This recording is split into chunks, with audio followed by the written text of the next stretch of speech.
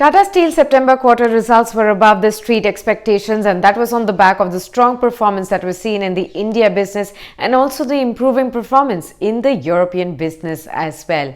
In our ideas for profit today, we'll discuss what should be investor strategy post the better than expected earnings now. Well, Tata Steel India's operations include Tata Steel Standalone, Tata Steel BSL, that's Bhushan Steel, and Tata Steel Long Products as well. Now, crude steel production rose by 54% on a quarter-on-quarter basis at 4.59 million tons, with all major sites now operating at close to full capacity utilization and downstream operations back to the pre-COVID levels. Now, Tata Steel India achieved one of the highest ever quarterly deliveries of 5.05 million tons by leveraging the marketing network and also the strong consumer or customer relationship. Now, exports scaled down to 24% of the overall India offtake, and that was on the back of the strong domestic demand. Now, EBITDA grew by 314%, driven by higher volumes, better product mix, the improved realization, and also the cost efficiencies.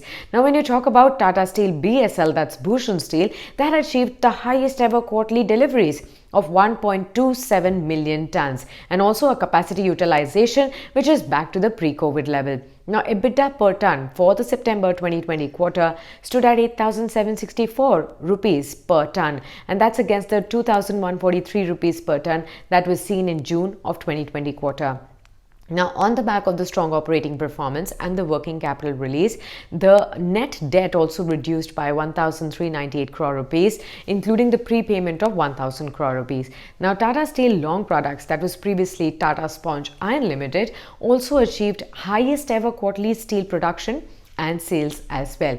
Now, Tata Steel Long Products generated free cash flow, which helped in actually reducing the debt of 244 crore rupees, including the prepayment of 172 crore rupees. Now, Tata Steel European operations also included offtake, which improved by 15% on a quarter-on-quarter basis, with recovery in the steel demand and also the steel production, which remained stable this time. Now, EBITDA loss came down with the higher deliveries, favorable product mix, and also the partial benefit of the improved spot steel spreads since August of 2020. Now, Tata Steel has initiated discussions for the sale of their Netherlands business, and that's to Sweden's SSAB.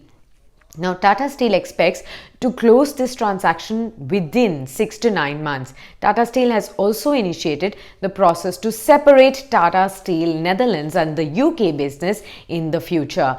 Any kind of restructuring or stake sale in Europe is likely to drive the re-rating for Tata Steel.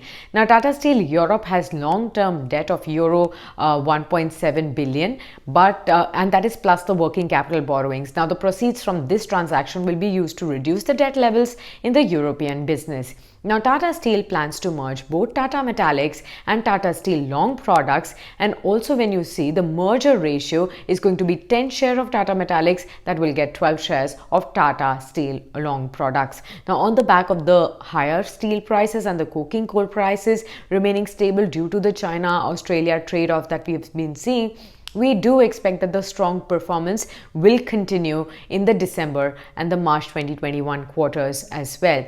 Now, net sales realization are likely to improve in the December quarter, while the coking coal prices have further corrected by $10 per ton. Now, if you see, Tata Steel is already trading at PE multiple of say 9 times and 5.2 times EV to EBITDA based on the FY22 estimated earnings, and therefore we think that investors willing to take some risk can actually accumulate Tata Steel on declines.